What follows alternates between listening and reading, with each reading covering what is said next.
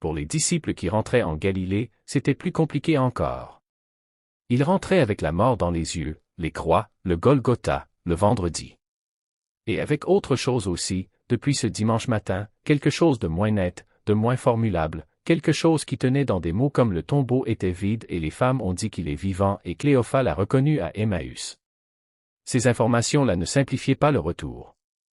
Elles le compliquaient d'une façon différente. Rentrer avec une mort certaine dans la tête c'est une chose, douloureux, définitif, mais au moins cohérent. Rentrer avec il est peut-être vivant, c'est autre chose. C'est rentrer avec une question ouverte qu'on ne sait pas refermer. Pierre arriva à Capharnaüm après plusieurs jours de marche.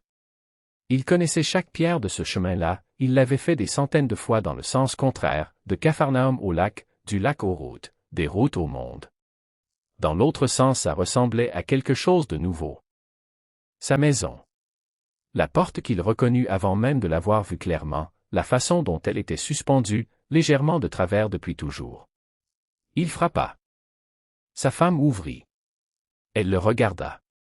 Un long moment, le regard de quelqu'un qui identifie quelqu'un qu'il connaît mais qui ne ressemble pas tout à fait à celui qu'on avait gardé en tête. Il avait maigri. Il avait vieilli d'une façon que les mois seuls n'expliquaient pas. Ses yeux avaient quelque chose qui n'y était pas avant, pas de la tristesse exactement, quelque chose de plus profond, de plus fissuré. Elle dit, « Tu reviens. » Pas une question. Un constat. Il dit, « Oui. » Elle s'écarta pour le laisser entrer. Il entra. La maison sentait le pain et le feu et quelque chose d'autre, quelque chose de proprement domestique et familier qui lui serra la gorge d'une façon inattendue. La belle-mère était là, assise, les mains croisées, qui le regarda avec cette expression particulière des vieilles femmes qui ont compris beaucoup de choses sans qu'on les leur explique. C'était elle qui l'avait vu guérir, des années avant, le premier geste de tout ce qui avait suivi. Elle le regarda. Elle hocha la tête, lentement. Il s'assit à la table. Sa femme posa du pain, de l'eau. Elle ne posa pas de questions. Peut-être qu'elle savait, les nouvelles voyages, même en Galilée, même depuis Jérusalem. Peut-être qu'elle attendait que ça vienne de lui. Il ne dit rien pendant longtemps. Puis il dit, sans préambule, les yeux sur la table, « Il est mort. » Un silence. Il dit, « Et peut-être que non. » Il leva les yeux. Il vit le visage de sa femme, pas de l'incompréhension, quelque chose de plus patient, l'attente de quelqu'un qui sait qu'il y a plus à venir et qui laisse le temps venir. Il dit, « Je ne sais pas ce que je sais. » Elle posa la main sur la sienne. Elle ne dit rien. C'était mieux que tout ce qu'elle aurait pu dire. Il resta. Cette nuit-là du moins. Et les nuits suivantes, on ne sait pas exactement combien. On sait qu'il pêcha, qu'il retourna sur le lac.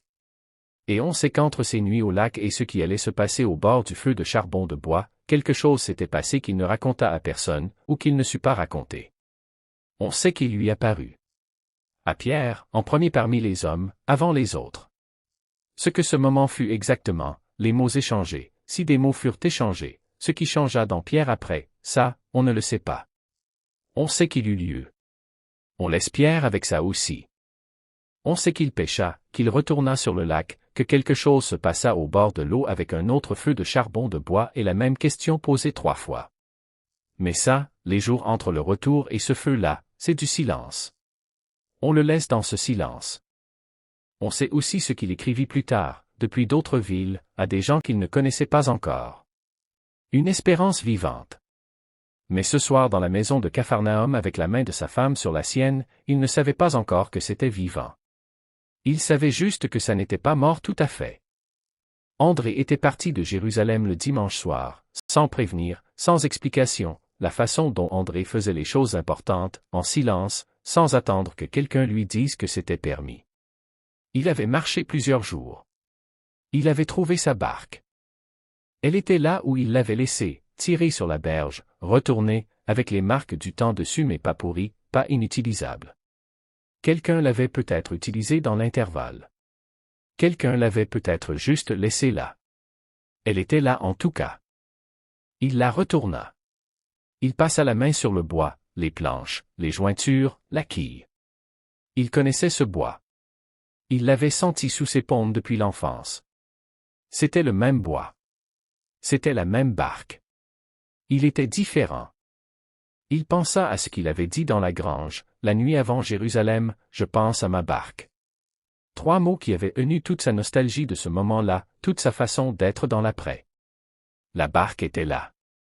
Il était là.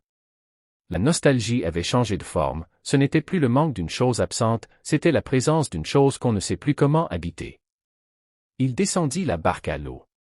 Il rama un peu, pas loin, pas longtemps, juste assez pour sentir les avirons dans les mains, le poids de l'eau contre la coque, le mouvement du lac sous lui. Le lac de Tibériade dans l'après-midi, ses lumières, ses odeurs, ses bruits de berge.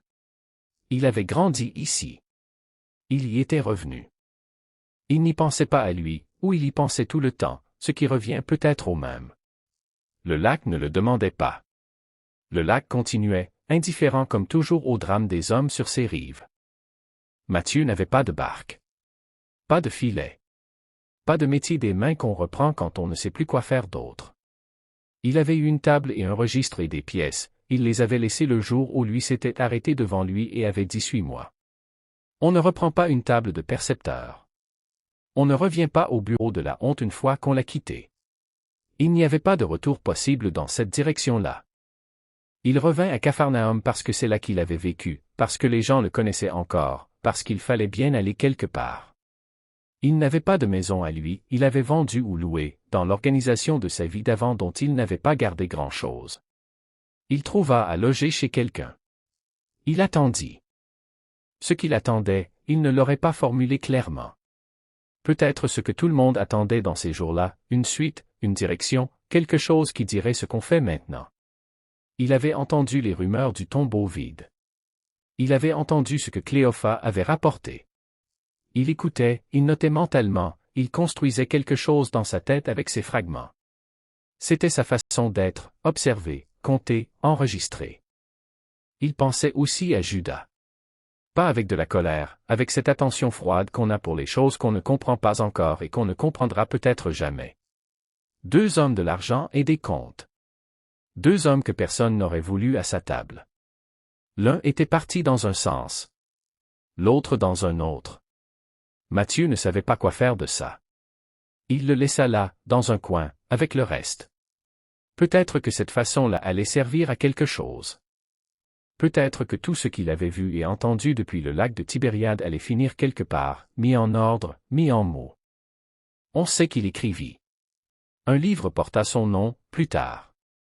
Si c'est lui, les historiens débattent, alors ces jours de retour impossibles furent peut-être les premiers jours où il commença à rassembler, dans sa tête, ce qu'il allait mettre sur papier. Pierre et André se retrouvèrent un soir sur la route entre Capharnaüm et la berge. Ils venaient de directions différentes, arrivaient au même endroit par hasard ou par habitude, c'est la même chose parfois. Ils se regardèrent. Pierre fit un geste de la main, un geste qui voulait dire beaucoup de choses et qui n'en disait aucune précisément. Ils marchèrent ensemble vers le lac. Ils ne parlèrent pas pendant un moment. Les frères ont des silences qui valent des conversations, ils avaient appris ça ensemble depuis l'enfance, depuis les premières fois où ils avaient ramé ensemble dans la nuit sans se parler. Le lac en face. Le soir qui tombait. Les mêmes bruits d'eau et d'oiseaux qu'ils connaissaient depuis toujours. André dit, à un moment, tu crois que c'est vrai. Il ne précisait pas quoi. Il n'avait pas besoin de préciser. Pierre réfléchit. Longtemps. La façon dont Pierre réfléchissait, pas en cherchant des arguments, en cherchant ce qu'il ressentait physiquement. Il réfléchissait avec son ventre plus qu'avec sa tête. Il dit, je sais pas. J'ai vu le tombeau vide. J'ai vu les linges. Mais voir le tombeau vide, c'est pas voir quelqu'un. André dit, Cléophas dit qu'il l'a reconnu. Pierre dit, Cléophas a marché 2 heures avec un voyageur et il l'a reconnu au moment où il rompt le pain et où il disparaît. Un silence. C'est quand même bizarre comme façon de se montrer. André ne répondit pas à ça. Ils restèrent un moment assis au bord du lac. L'eau dans le noir. Les étoiles qui apparaissaient une par une. Pierre dit, sans regarder André, j'ai renié. 3 fois. André dit, je sais. Pierre dit, comment tu sais? André dit, on sait. Un silence long. Pierre dit, et lui, il regardait. Du couloir, il regardait. André dit, oui. Pierre dit, je sais pas ce qu'il y avait dans ce regard. André dit, non. Ils restèrent là encore un peu. Puis ils rentrèrent. Séparément, dans des directions légèrement différentes, comme des gens qui ont partagé quelque chose et qui ont besoin ensuite de leur propre silence pour le digérer. Et quelque part dans tout ça, dans les conversations à voix basse, dans les silences au bord du lac, dans les questions qui n'avaient pas encore de réponse, son nom. Qu'on prononçait et qu'on n'osait pas prononcer. Qu'on portait comme quelque chose de trop lourd et de trop précieux pour être posé n'importe où. Thomas n'était pas là. Il avait entendu ce que les autres disaient, le tombeau vide, Cléophas, les femmes. Il l'avait entendu et il s'était éloigné. C'était sa façon à lui de tenir l'impossible, pas en le niant, en le gardant à distance jusqu'à ce qu'il puisse le toucher vraiment. Quand les autres lui dirent qu'ils l'avaient vu, Thomas posa des conditions. Pas de l'incrédulité vague, pas du scepticisme de principe, des conditions précises, formulées avec la clarté d'un homme qui sait exactement ce qu'il demande. Il dit, si je ne vois pas dans ses mains la marque des clous, et si je ne mets pas mon doigt dans la marque des clous, et si je ne mets pas ma main dans son côté, je ne croirai pas. 3 conditions. Articulées dans l'ordre. La marque dans les mains, le doigt dans la marque, la main dans le côté. Thomas qui ne prétendait jamais savoir ce qu'il ne savait pas. Thomas qui avait posé des questions difficiles depuis le premier jour et qui continuait.